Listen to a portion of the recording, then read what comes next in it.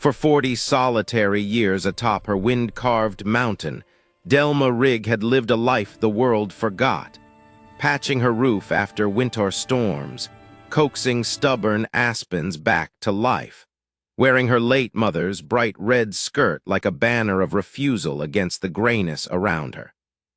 But at 63, with silver threading through her dark hair and the quiet ache of a life spent mostly alone, she felt something shifting inside her. That shift sharpened the morning she paid $1 for the dilapidated old trading post at the edge of Shale Creek. People whispered she was foolish, just an aging woman clinging to the past. But Delma felt the building calling to her even then, as if its sagging porch and broken windows were breathing out an old secret, begging for someone stubborn enough, someone overlooked enough, to listen. And when she found the loose floorboards in the back storage room, when she knelt and felt the slight give of their edges under her gloved hands, she knew without understanding why that this was no ordinary ruin. Something below was unhealed, something buried and waiting.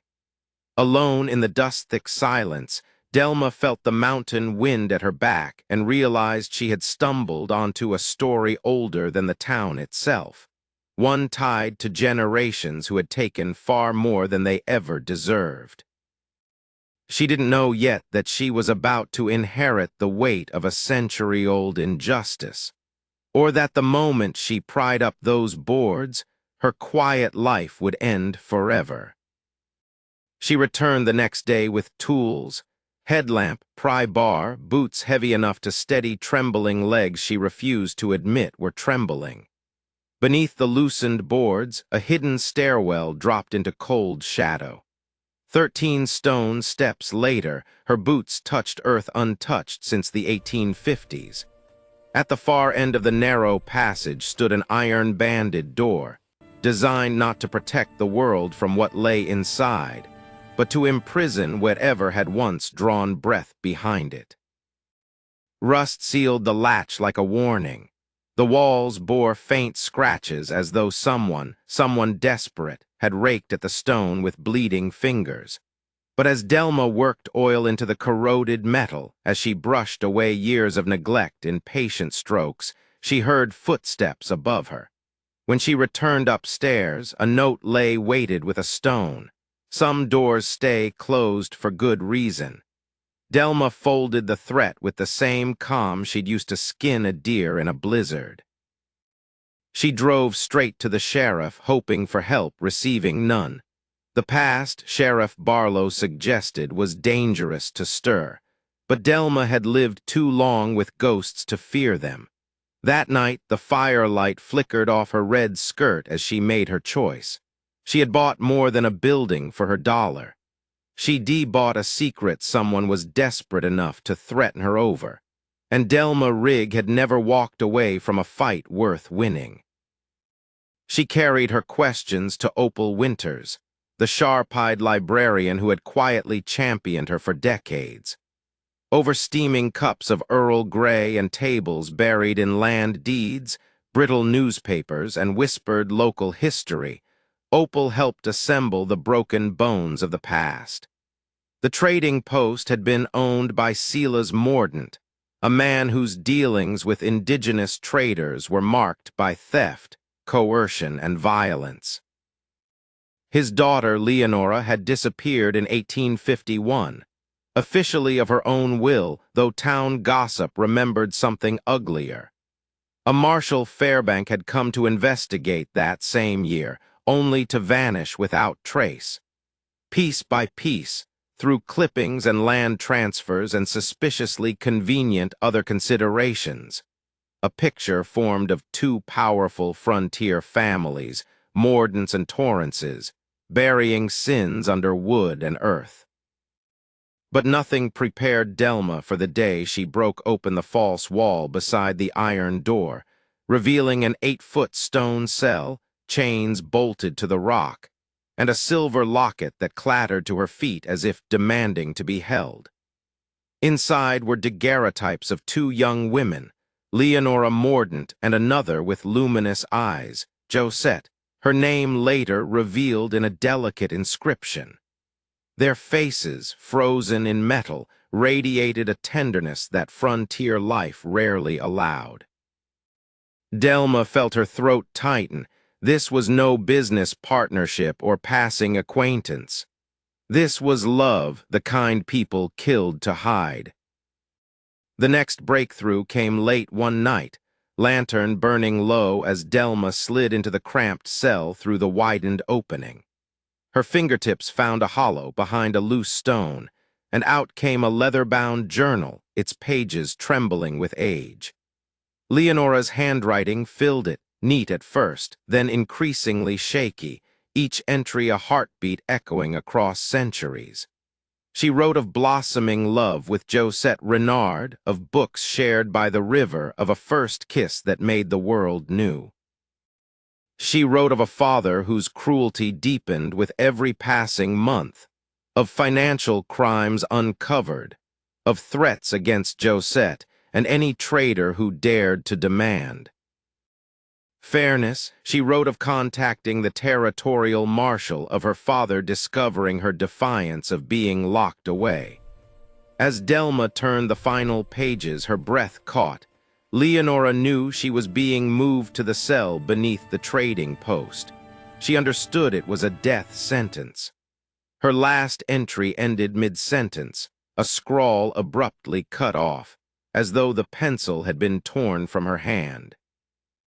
Delma sat in the dim lantern glow, tears blurring the ink, holding the final testament of a young woman who had loved bravely and paid for it with her life.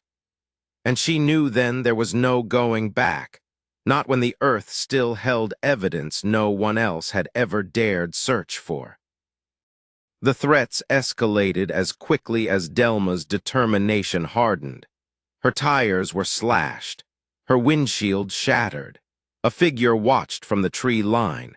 And then one afternoon, Dale Torrance, the polished generational heir to the Torrance empire, confronted her directly. His offer was polite in tone and poisonous in intent. Sell him the building and everything inside, take the money, and disappear back up the mountain. He spoke of keeping family history tidy, of order, of the dangers Delma was courting by resurrecting old crimes. But when Delma revealed she had eyewitness evidence linking his ancestors to murder, Dale's composure cracked, the veneer slipping to expose the panic beneath. Later, as she dug along the foundation, she found a badge wrapped in decayed oilcloth, the long-missing badge of Marshal Fairbank, stained with the dark shadow of blood. The earth had kept its silence long enough. Delma photographed the find, cataloged it, and stored it as carefully as any treasure. This wasn't just a secret now. It was a ledger of the dead demanding payment. And Delma, who had lived a life no one noticed, realized she had become the one person this truth had chosen to speak through. With Opal's help, Delma planned a public unveiling, a town hall disguised as a historical presentation, but strategically built to ensure the truth could never be buried again. Journalists were invited, representatives from the State Historical Society, scholars, lawyers, bystanders who had lived their entire lives believing the town's legends were harmless folklore. As Delma prepared, she found one last chamber hidden behind the cell, a crawl space filled with incriminating ledgers, testimonies, and letters that laid bare the systematic fraud and violence of the Mordaunt-Torrance partnership. In one brittle letter, Silas Mordaunt instructed Samuel Torrance on how to resolve the marshal who had come asking too many questions. Every page was a confession crafted by the criminals themselves, and Delma handled the papers with the awe of someone holding the spine of a tragedy finally lifted from its grave. In those days leading up to the town hall, she distributed copies to every secure contact she had, Opal, her lawyer, cloud backups across multiple accounts. If anything happened to her, the story would still ignite. If the Torrances planned to stop her, they were already too late. The night of the town hall, the library overflowed. Dale Torrance sat in the front row, surrounded by lawyers and relatives wearing the brittle composure of people who suspected their dynasty was about to crack. Delma stepped to the podium, her red skirt brushing her boots, the room holding its breath. She began with the locket, two young women who loved each other in a world incapable of kindness. She showed the cell Leonora's handwriting, the ledgers of theft, the marshal's badge dug from the soil. She told the story plainly, without embellishment, letting the evidence speak with its own terrible gravity. Gasps rippled when she revealed the final pages of Leonora's journal. A woman in the back covered her mouth. Dale's lawyer scribbled furiously. When Delma finished, silence cloaked the room, a silence heavy with recognition, apology, and the breaking of generational illusions. Questions followed, then anger, then grief. That night the truth finally walked the streets of Shale Creek, steadying itself on the shoulders of those brave enough to acknowledge it. Delma left the podium trembling not with fear, but with relief. She had done it. Leonora and Josette were no longer lost. Months later, when December draped the mountains in white, Delma returned to what remained of the trading post. The ruins had been cleared away, replaced by a memorial, stone benches, a granite pillar etched with the names Leonora Mordaunt and Josette Renard, their dates and the words. Their love silenced but not forgotten. Their truth now told. Young aspens circled the monument, 24 of them for the 24 years Leonora lived. As wind brushed their bare branches, Delma felt the weight of the past lighten at last. The Torrance family had issued a public apology, funds had been established for indigenous education, and the town, quietly, awkwardly, had begun to heal. Standing alone in the morning light, Delma laid a small bouquet of dried wildflowers at the granite base. She whispered a promise she knew the wind would carry, that some stories, once told, never return to darkness. Then she turned back toward the mountain road, the red skirt bright against the snow, grateful for the strange, fierce inheritance that had chosen her. Thank you for listening to this story. May the truths we uncover, no matter how deeply buried, guide us toward gentler futures.